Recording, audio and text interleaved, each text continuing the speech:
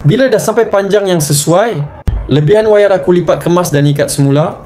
Tinggal panjang yang diperlukan saja. Ini yang aku suka, sebab wayar panjang tak semestinya kena biar berserabut. Boleh laras ikut keperluan sendiri.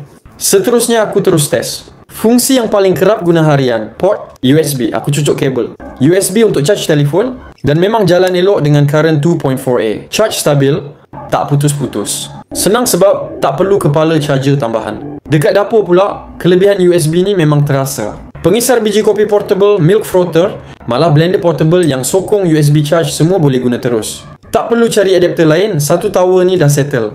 Yang buat aku lagi yakin, aku cuba guna untuk sambung mesin Kowe dan dalam masa sama plug in mesin kopi espresso. Kedua-dua berjalan tanpa masalah.